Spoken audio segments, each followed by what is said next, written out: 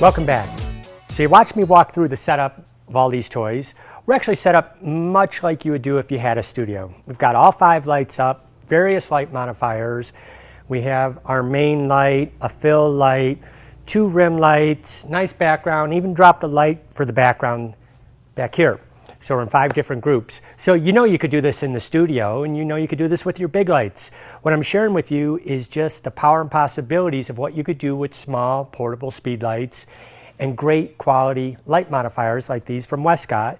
And these are my perfect pair, the Apollo and the Halo. So we're gonna bring our couple in, and we're just gonna do a quick run through of the lights, and I'm just gonna do 1 light at a time so you can see what each light is doing. So we'll do our main, fill, the kicker lights or rim lights that you want to have, and then our background light. All right, so come on in, guys. Yeah, just come right up close here. There you go. Bring you in nice here, because this is going to be our nice main light. Right. And just kind of bring your hips together. Just kind of rest your hand up toward here on him. Good. And turn your shoulder in just a little bit. Nice. So we've got our umbrella, which is going to wrap right around both of them, a nice big diffused light source. So I've got it turned towards them, and it's just off camera so that we can get this nice, beautiful, diffused, soft light around them. Right, so I'll take 1 vertical and 1 horizontal. Good. Right, so everything looks kind of dark right now because it's just 1 light, and I'm killing the ambient light, so to speak, meaning we have a lot of studio lights on to record the video. I don't want those to affect my image.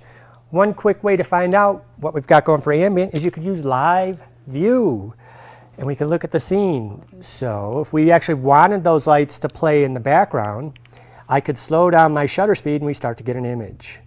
But we want to control all of the light and just use our speed lights. But live view is a great tool to check your ambient light, or you could just take a frame and review. So we've got our 1 light on, and we've got it set. We're doing manual. Remember, I'm doing portraits. They're not moving. I'm not moving. Let's just dial it in. Got my main light here in group B. That's set. Now we're going to come over to C for a fill light. And we're in manual mode. So this is 1/8 power. This is 1/132nd power, manual mode. I'm at 200 ISO, 1/60th of a second shutter speed, no ambient light, at 5.6, 6.3 right now. And I'm in Kelvin, and I've dialed in my white balance for 5800. Again, I don't want a variance if I'm in auto white. If I get a little bit too much of one tonality, too much of the background, that could affect white balance. I want to lock everything in for consistency on the back end workflow. So now we've got a front main and a fill. Good, beautiful.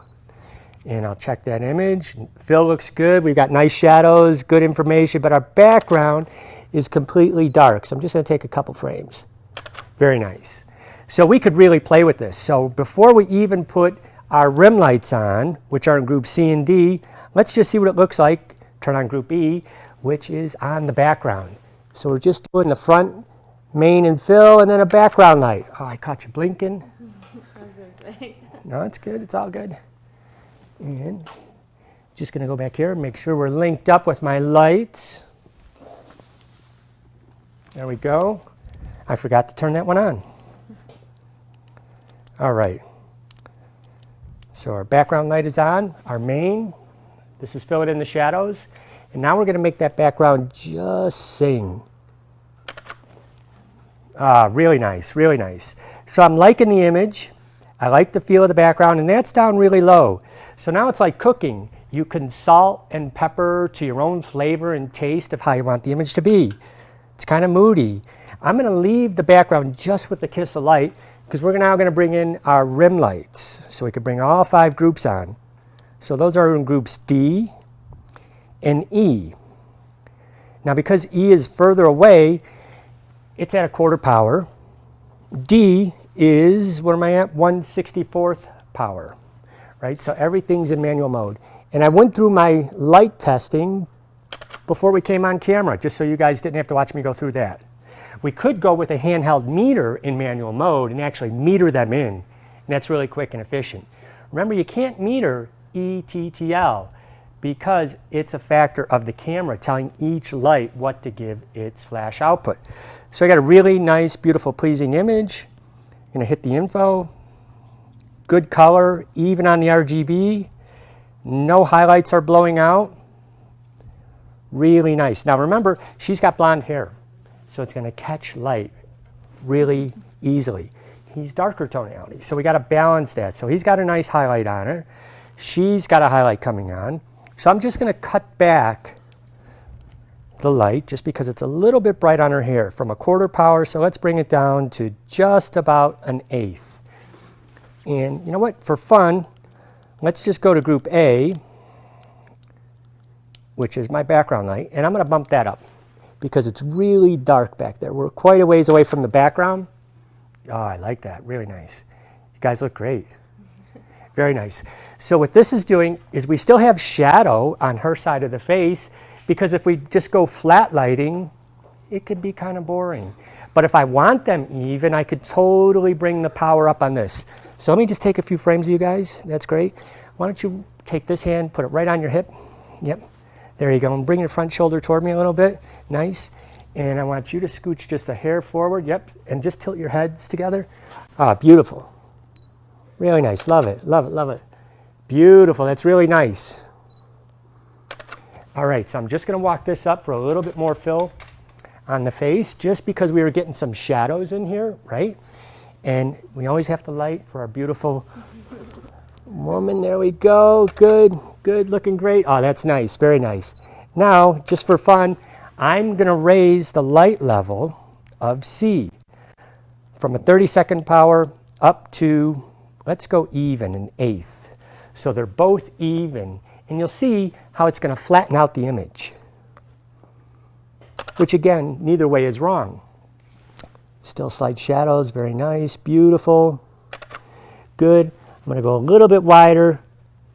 Really nice. Come in tight. All right, so everybody is working really beautiful. All the lights are playing nice. So really quickly, I'm going to just switch them all from manual to ETTL just to see what happens. I think with all of our tones, everything should work great. So if we start off in ETTL, I'm going to start off with everything even up. No differentiation between the two. Let's see what distance does. And they're all set to 0, and we're going to see what happens with that. So you saw that quick pre-flash? Not bad, right out of camera, right? ETTL, even though everything is even, it's working really nice. I think their faces are too evenly lit, and that's where we could play with these. So we're going to now switch and make this light the fill. This is the main, right? So you just got to keep your groups straight. So this is C and B. There we go. And I'm going to lower B minus, I'm going to go all the way down to see a big change, -3. Now, if you're watching really close, there's going to be a pre-flash. There we go. Nice. So this is our main. This is the fill, and you could see the difference. Now it's a bit hot on our backlights because her hair is blonde. So we're going to lower just flash exposure compensation on D. We're going to leave E alone, and A is good. And because we have mixed tones, ETTL is playing very nice. Beautiful. Really nice, guys. That's nice. Great.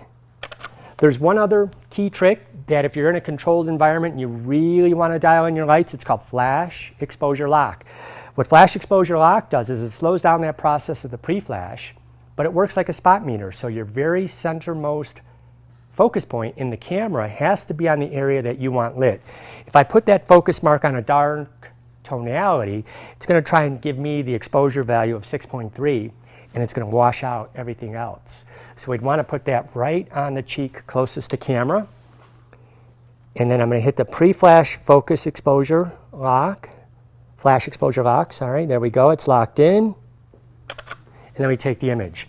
But what happened, because the background lights are still all equally in ETTL, Our front is perfectly exposed, but the back felt like it had to give me the exposure value of 6.3, thereby washing it out.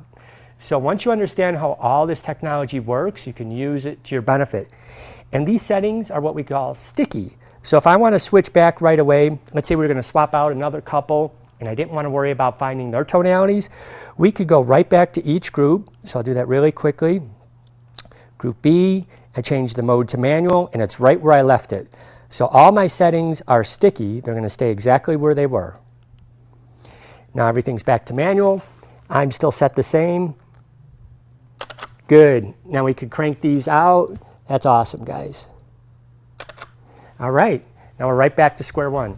So now it wouldn't matter what clothing they're wearing, or let's say an African-American couple came in, or people with different flesh tones. The amount of light that should expose for them is the same. So ETTL, sometimes if we did the flash exposure lock on someone with a darker complected, remember it's reflectance, and it could feel like, ooh, need more light, thereby giving you a false reading. So check your histograms and dial in your lights, and come join us on an outside shoot.